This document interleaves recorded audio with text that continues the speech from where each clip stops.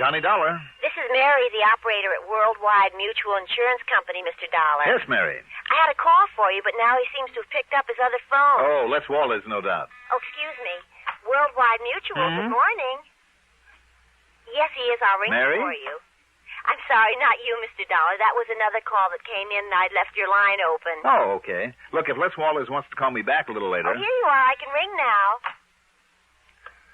Oh, hello? Hey, you're a bum. I beg your pardon. I said you're... Wait a minute. Who is that? Are you Johnny Dollar? That's right. Good. Dollar, this is Jonathan Harmon of Worldwide Mutual. Mr. Harmon? That's right. You sound surprised. Yes, I am, Mr. Harmon. I was expecting a call from Les Wallace there in your office. Oh, I see. And that explains your reference to a big bum, did you say? I thought you two were the best of pals. Oh, we are, sir. But he was supposed to call me early this morning about going down to New York tonight to see a hockey game at the Garden to celebrate my birthday belatedly. Oh, I see. If, that is, he could get away from his wife for the evening. Well, I hope everything's all right there, don't you? What's that, sir? I mean about Waters and his wife. And she's such a charming little lady, too, isn't she? Yes, indeed. Very. But he's not here, and what I called you about is... Oh, I'm sorry I interrupted you.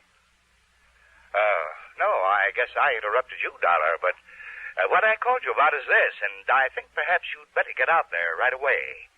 Yes, sir. About an hour ago, shortly after noon, a client of ours, Mr. William Willoughby, insured for some $70,000, was found dead in his apartment over at 19525 East Maple. Oh?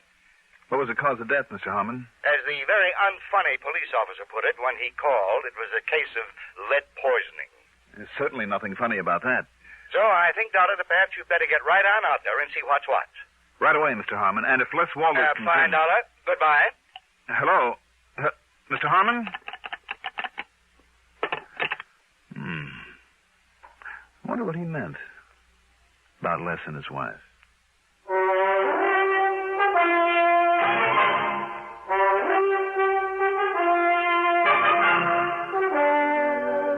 The CBS Radio Network brings you Mandel Kramer in the exciting adventures of the man with the action-packed expense account, America's fabulous freelance insurance investigator. Yours truly, Johnny Dollar.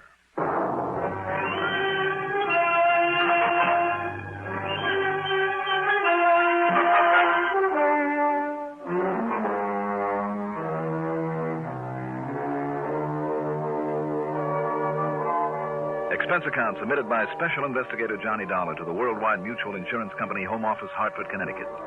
Following is an account of expenses incurred during my investigation of the Can't Be So matter. Expense account item 1. $2.15 for a taxi to 19525 East Maple Street. There was a prowl car out front, a small group of thrill seekers, and a patrolman with his hands full, keeping them from entering the smart new apartment building. When I showed him my credentials, he told me to go up to 5B, where I'd find Sergeant Tommy Bravo in charge, and I did. Sorry, Dollar, but you got here a little too late. The boys just hauled young Willoughby, what was left of him, off to the morgue. Was it you who called the insurance company, Sergeant? Yep. See, I knew he had a policy with him. You did? How come? Oh, we'd been kind of keeping an eye on Willoughby ever since he moved back here to Hartford and put up in this fancy place. Why? You, know him when he lived here before? No, I didn't. Well, he wasn't much use to himself or to anybody else. Wanted the best of everything, but wouldn't do an honest day's work to earn it. I know the type. The chief even wondered there at one time if he might have had some connection with a narcotics pusher that we nabbed and set up the line. Narcotics? Well, I couldn't prove it, though. Anyhow, what he left here was to get out from under a lot of bills he owed, that sort of thing. Mm-hmm. And so then when he came rolling back a couple months ago, apparently rolling in dough, well, it just made the chief kind of suspicious is all. So we kind of kept an eye on him. But he stayed clean, so far as we could see. Just what happened here, Sergeant? No signs of a fight or anything like that? No. And the lab boys, before they left, wow, Dollar, they figure it was somebody he knew pretty well. How come? Because Willoughby himself must have let him in, for one thing. Him? Him, her, what's the difference? But it was probably him. Was it? See those chalk marks on the coffee table? Mm-hmm. Lab crew made them, where a couple of drinks were sitting. Willoughby's next to that chair, and the other guy's next to this one. How'd they figure that? Well, that one had Willoughby's prints on it, and this one didn't. Did it have any prints? They were all smudged pretty badly, except one. Looked like they were deliberately smudged. So they took the glass to the lab for good look. Anyhow, there was no sign of lipstick, so it must have been a man. And he shot Willoughby. With a cannon. I'll find out for sure down there at the lab, of course, but it looked to me like it was a .45 at least. A .45? Yeah. But, Dollar, that's just about all we know so far. No other prints around or nothing. Nobody was seen entering or leaving. And if the man 3 doors down hadn't stayed home from work with a virus and heard the shot... How did you find out about this? I got a call from Les Walters at the insurance company. Walters? Well, I should have said from Mr. Walters, huh? Yeah, why? Isn't he the one with that tall, good-looking blonde wife? Name of Constance? That's right. Connie. Why? Nothing. Just that I saw her having lunch with him one day last week. Lunch? You know, in one of those intimate little joints out on 44. With Les? Walters? No. What? With our now departed pal here, Willoughby.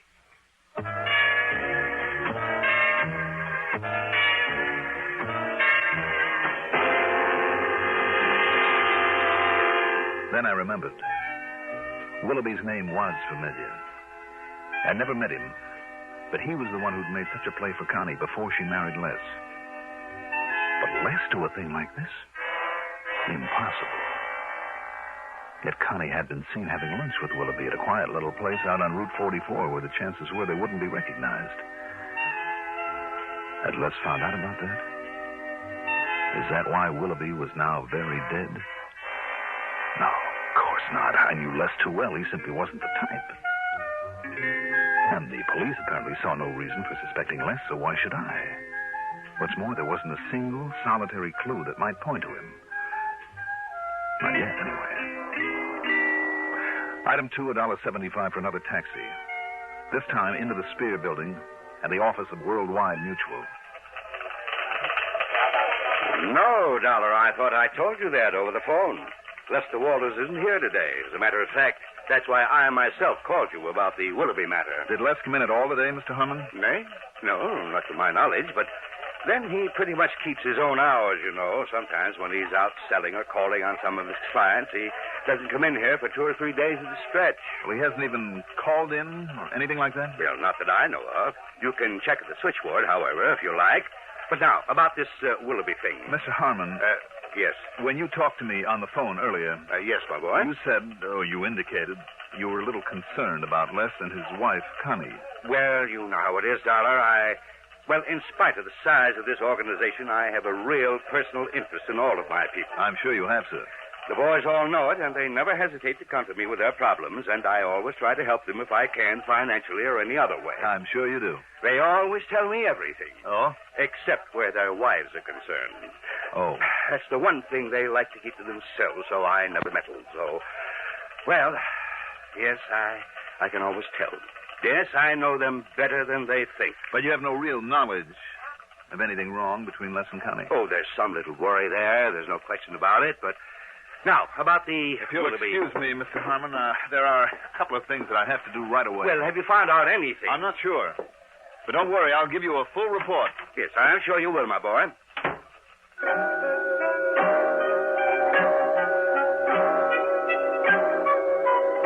I checked with Mary, the switchboard operator. No, she hadn't heard from Les Walters all day. But he usually checks with me, you know. I mean, when he doesn't come in this way. Excuse me. Good afternoon. I told her then where I'd be, and that if Mutual. Les did call in, she was to let me know immediately, and from where he called. Worldwide Mutual. I told her she was not to mention this to Les. The fact that I was looking for him, under any circumstances. Item 3, $1 even for a cab out to the little apartment that Les shared with his wife, Connie.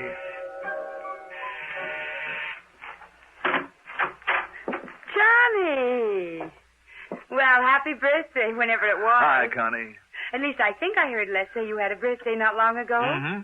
But what in the world are you doing in this part of town, this time of day? Well... Oh, come in, Johnny. I'll put on the percolator and we can have ourselves a coffee clutch. Well, sure, Connie, thanks. Les around? Oh, no, he isn't. Has he tried the office? He isn't there. Oh. Well, then he must be out selling people insurance or something. Why, Johnny? All right, it's just that we talked about maybe taking in a hockey game tonight, and I haven't heard from him, that's all. Oh. Connie. Yes? But come in, sit down, make yourself comfortable. Connie, does Les keep any kind of a gun here in the house? Oh, now that's a funny question, especially from you. You're the gun collector. Listen, Connie. Have you added any to that beautiful collection of yours lately? No. Oh. Connie, listen to me a minute. Incidentally, you know why he wanted to take you to the game or something, don't you? Why? Well, maybe you don't realize it, but he's been trying for months to find some way of thanking you for solving that embezzlement case that got the promotion for him. When was it? Last fall? Where is he, Connie? But you know something? I'll bet he forgot all about it. I know I haven't seen any tickets around. Where is he? I'll bet he completely forgot to send for them. That's just like him, too. But he'll think up some excuse or something or something. Connie, where is Les? You say he isn't at the office?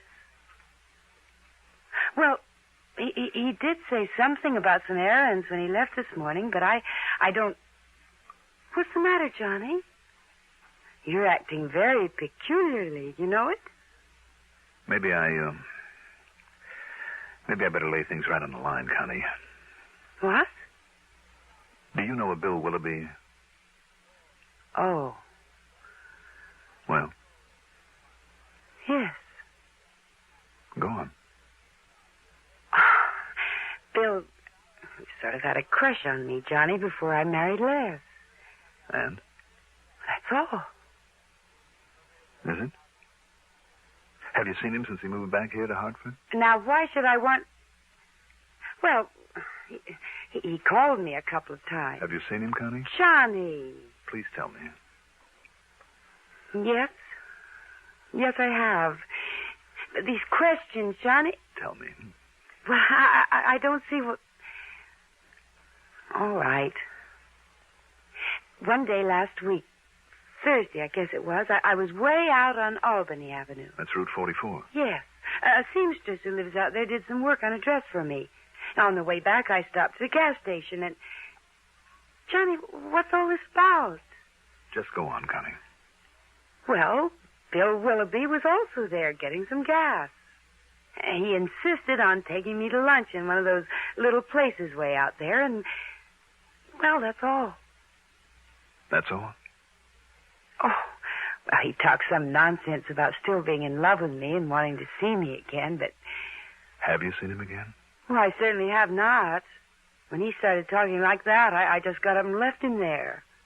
After all, I never really cared for him, and... Johnny? Connie, did Les know that you had this date with Willoughby? But it wasn't a date. Not really. Not at all. Well, did Les know about it? Did you tell him? What difference did it could possibly make? Well, Les can be pretty jealous, can't he? Les? Of course not. You say that as though you don't really mean it. Of course I do. Well, where is he, Connie? Where's he been all day? Johnny, how should I know? I think you do. Will you please tell me what this is all about? Will you please tell me why you're being so evasive? But oh, excuse me, that's the telephone. Hello? Why, yes, he is. It's for you, Johnny. Oh, thanks. Johnny Dollar. This is Mary at Worldwide Mutual. Oh, yes, Mary. I just found out, Mr. Dollar, there was a call from Mr. Lester Walters. Oh? Phoebe took it early this morning before I came on duty. Yes? He was checking in to see if there was any messages for him and to say that he wouldn't be in today. Or maybe even tomorrow.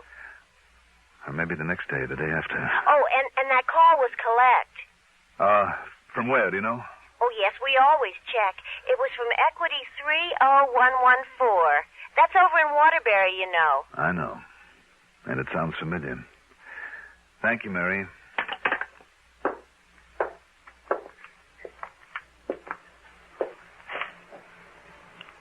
Johnny. Now listen, Johnny, will you please tell me... Later, Connie. Later.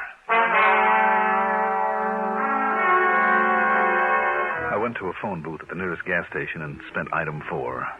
40 cents for a call to that equity number that had sounded so familiar. I hoped and prayed that I was wrong about it. That it wasn't. Bearcloth's gun shop. Who? Bearcloth's gun shop. Gun shop. Can I help you? Did a Mr. Lester Walters buy a gun from you recently? Yes, just this morning, early this morning. What kind? It was a handgun, a 45. 45? Yeah, it was one that we... Oh, now wait. Who are you, if I may ask? Never mind.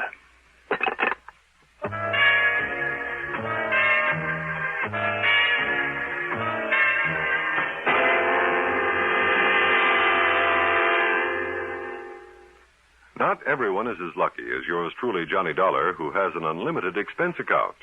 In many communities throughout the nation, though, high school youngsters are learning to conduct profitable businesses. They're learning by doing, running their own miniature business firms under the sponsorship and guidance of Junior Achievement Incorporated. To find out more about this unique project and how you may help it expand, write to Junior Achievement Incorporated, 500 Fifth Avenue, New York 36, New York.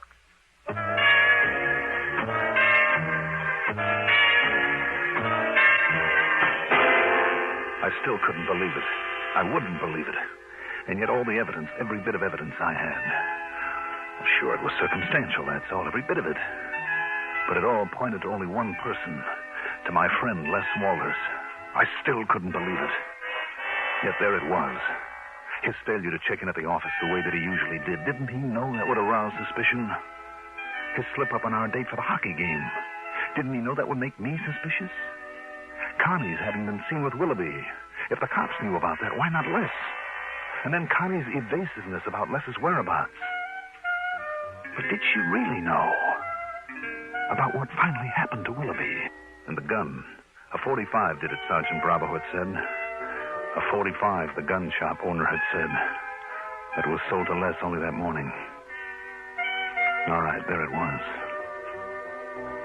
Okay, now what? Go to the police? Tell them what I knew? Or let them find out for themselves? Why not? They had as much to go on as I had. Almost.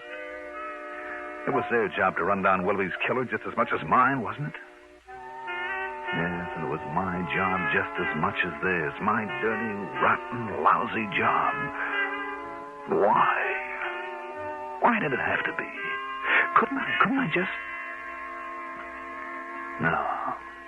No, I couldn't, and I knew I couldn't. If Les did commit that murder, if... I made another call there in the phone booth.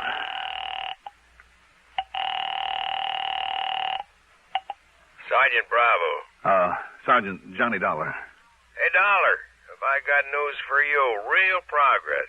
Oh? So much so, the lieutenant took it right out of my hands. And, Dollar, you'd never guess who's the guy they've got a lead on. Wouldn't I? Ought to be wrapped up real pronto. And like I promised, I'll call you just the second I've got anything real definite for you. Are you at your apartment? No, you can reach me at Les Walters' place. At Walters? That's right. Well, now, what do you know? Too much, Sergeant. Too much.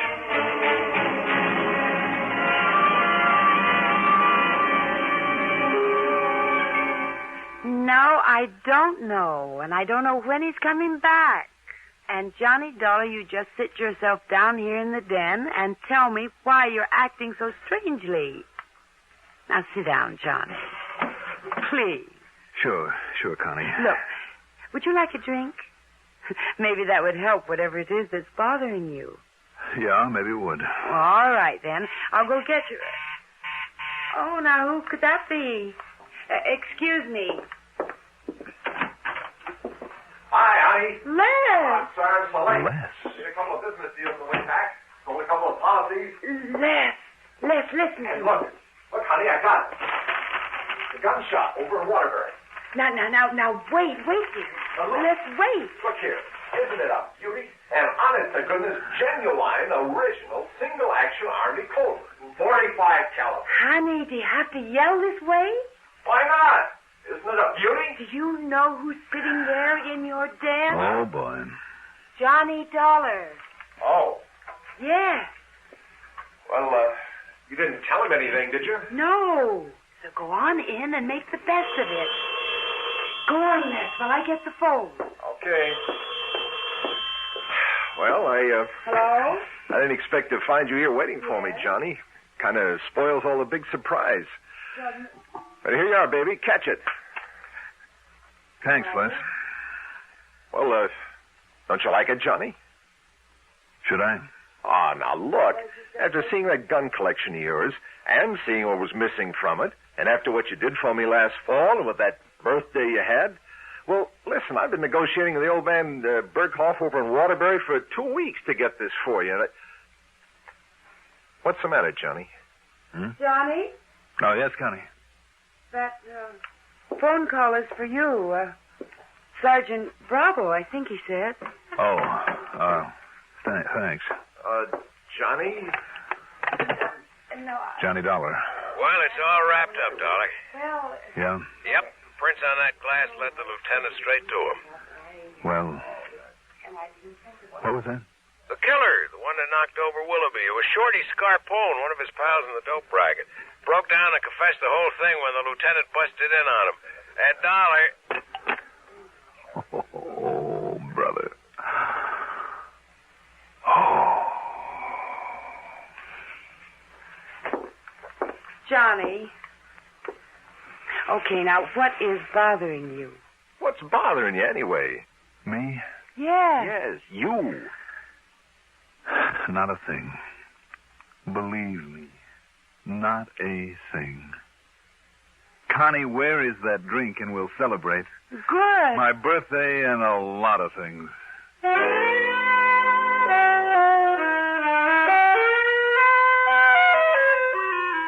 I can only tell you this.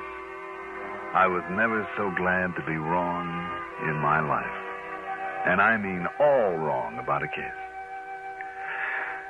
Expense account total? What expense account? Yours truly, Johnny Dollar.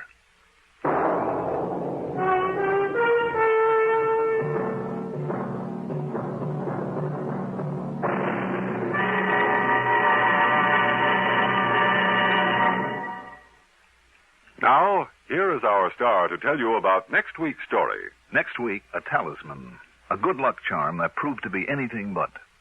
Join us, won't you? Yours truly, Johnny Dollar.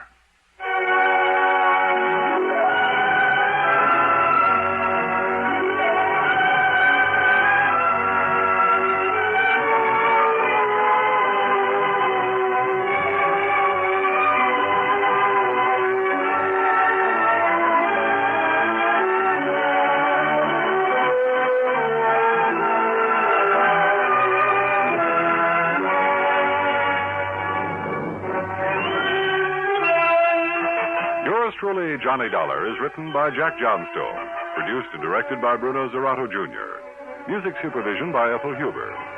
Johnny Dollar is played by Mandel Kramer.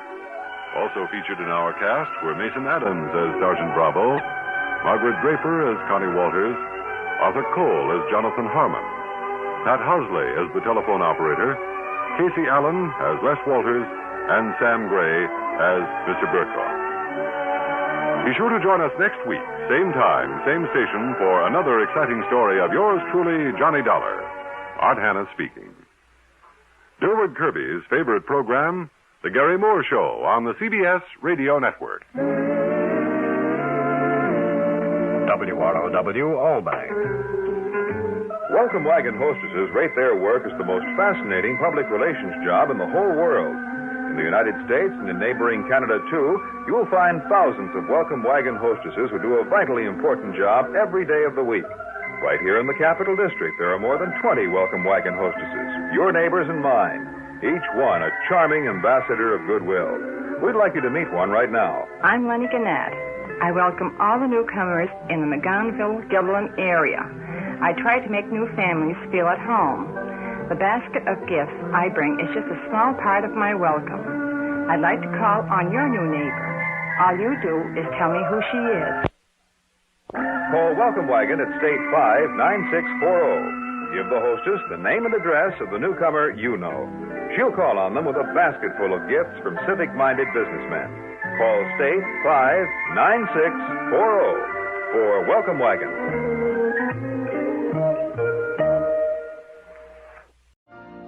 You've been listening to the OTR Gold Network. Find more classic radio at otrgold.com.